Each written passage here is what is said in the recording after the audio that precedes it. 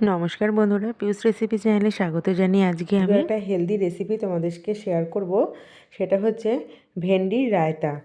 তো ভেন্ডির রায়তা নামটা শুনে হয়তো অনেকে অবাক হয়ে যাচ্ছ, কিন্তু বন্ধুরা এটা খেতে এতটাই টেস্টি, অসাধারণ টেস্ট। এটা কিন্তু রুটি পরোটার সাথে ভীষণ ভালো লাগে। আর রায়তা কিন্তু আমাদের শরীরের জন্য ভীষণ উপকারী। তো ভেন্ডি দিয়ে আমরা কিভাবে রায়তাটা তৈরি করব, চলো একবার রেসিপিটা ঝটপট দেখে নাও।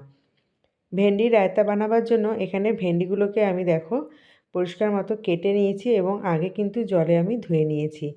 আর জলে ধুয়ে নিয়েই অবশ্য কাটবে ভেন্ডিটা। আর এখানে এখন ফ্রাইং প্যানটা বসিয়ে দিয়ে তার মধ্যে সর্ষের তেল দিয়ে দিয়েছি। আর সর্ষের তেল দিয়ে কিন্তু আজকে আমি এটা বানাবো। ভেন্ডি রায়তা একদম নতুন একটা রেসিপি, তাই অবশ্যই পুরো ভিডিওটা দেখার জন্য অনুরোধ করছি। আর ভিডিওটা ভালো লাগলে কিন্তু অবশ্যই তোমরা লাইক কমেন্ট শেয়ার করবে। আর বেশি বেশি করে শেয়ার করে দিও, যাতে রেসিপিটা সকলে মানে দেখতে পারে। আর রেসিপিটা ভালো লাগলে কিন্তু অবশ্যই আমার চ্যানেলটিকে তোমরা সাবস্ক্রাইব করে রাখবে। বন্ধুরা, এখন দিয়ে দিলাম হাফ চামচ মতো কালো জিরে ফোড়ন। কালো জিরে দিয়েই আমি রায়তাটা তৈরি করব, আর খেতে না জাস্ট অসাধারণ হয়। তো দেখো একটু শুকনো লঙ্কা দিয়েছি, মানে এটা ছোটো ছোটো করে কেটে দিয়েছি লঙ্কাটা। আর তেলটা গরম হয়ে গেছে, এখন আমি দিয়ে দিচ্ছি এর মধ্যে ভেন্ডিটা। ভেন্ডিটা আমি দিয়ে দিয়েছি দেখো। আর ভেন্ডিটা দেওয়ার সময় কিন্তু একটু এরকম ছিটকে নেবে, তো তার জন্য তোমরা কি করবে আমি বলে দিচ্ছি একটা টিপস। সেটা হচ্ছে তোমরা ভেন্ডিটা ধুয়ে নিয়ে কাটবে, এবং তারপরও যখন দেখবে যে কড়াইতে দিলে এরকম ছিটকে যাচ্ছে তেলটা, তার জন্য একটা উপায় আমি তোমাদের বলে দিই, যেটা আমি এখন করে থাকি সব সময়। ভেন্ডিটা কাটার পর একটা শুকনো কাপড়ের মধ্যে আমি কিছুক্ষণ রেখে দিই। শুকনো কাপড়ের মধ্যে আমি পেঁচিয়ে রেখে দিই, মানে মুড়িয়ে রেখে দিই। যখন রান্না করব তখন আমি কী করি, সেই কাপড় থেকে ভেন্ডিটা বার করে নিই। এতে কি হয় যে ভেন্ডি যে একটা রস মতো থাকে না, একটা একটু স্লিপ মতো একটা জল মতো থাকে ভেন্ডির গায়ে, ধোয়ার পরেও কিন্তু ওটা থেকে যায় দেখবে। যতই আমরা ঝুড়িতে রাখি, যতই আমরা ফ্যানের তলায় ওই জিনিসটা কিন্তু ফ্যানের তলায় রাখলেও থেকে যায়। তাই আমি যেটা করি, এটা কাপড়ের মধ্যে পেঁচিয়ে রাখি। এতে কি হবে, আর ভেন্ডির জল ছিটকাবে না। অনেক সময় কিন্তু জলটা ছিটকে আমাদের শরীরে এসে লাগে। বন্ধুরা, আমি কিন্তু এখন এর মধ্যে হলুদ গুঁড়োটা দিয়েছি, তোমরা খেয়াল করেছো হয়তো, লবণটা কিন্তু আমি দিইনি। একটা তোমরা দেখতে পাচ্ছ যে ভেন্ডির মধ্যে যে একটা রসমতো থাকে, সেটা যতক্ষণ না শুকিয়ে আসছে আমি কিন্তু লবণটা দেব না। আর এখন একটু লঙ্কার গুঁড়ো দিয়েছি ঝালের জন্য। রায়তা তো একটু ঝাল ঝাল হলে, আর টক দই দিয়ে রায়তাটা তৈরি হবে, খেতে খুব ভালো লাগবে। যদি বাচ্চারা ঝালটা পছন্দ না করে, তোমরা কিন্তু ঝালটাকে স্কিপ করে যেতে পারো। যতক্ষণ না এই যে রসটা একটা দেখতে পাচ্ছ, মানে আঠালো টাইপের, এই আঠালো পদার্থটা যতক্ষণ না শুকিয়ে আসছে, আমি কিন্তু লবণটা দেব না।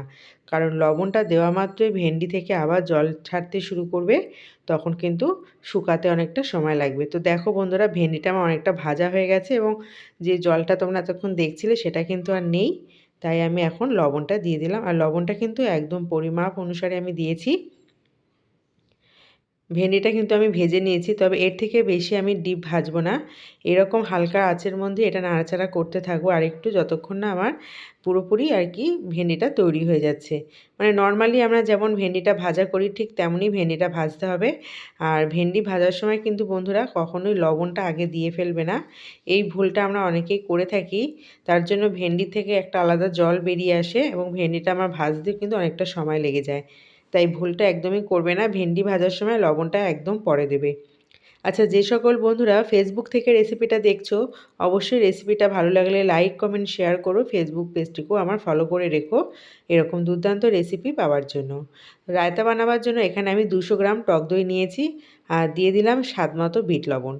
অবশ্যই কিন্তু বিট লবণ দেবে বন্ধুরা, কারণ রায়তা তৈরি হচ্ছে, একদম রেগুলার রান্নার লবণ দেবে না, এটা বিট লবণ দেবে, খেতে খুব ভালো লাগে। আর দিয়ে দিলাম এখানে 2 চামচ চিনি, মানে আমি 1 চামচ মতো বিট লবণ দিয়েছি, 2 চামচ চিনি দিয়েছি।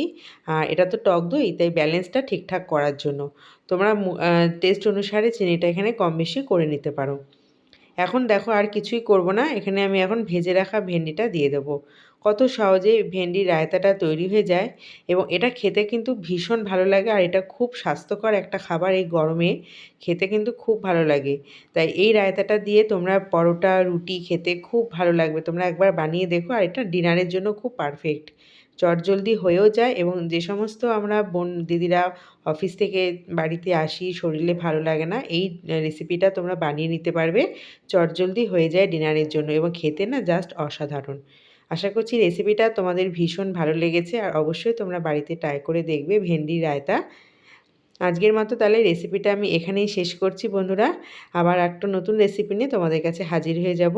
এখন রায়তাটাকে আমি পরিবেশন করব এবং কতটা সুন্দর সুস্বাদু হয়েছে বন্ধুরা দেখো, খেতে কিন্তু জাস্ট অসাধারণ। তোমরা ফ্রিজে রেখে 2 দিন এটা খেতে পারবে, কোনো রকম নষ্ট হবে না, গন্ধও হবে না। আমি কিন্তু প্রায় রায়তাটা বানিয়ে থাকি। আজকের মতো এখানেই, টাটা।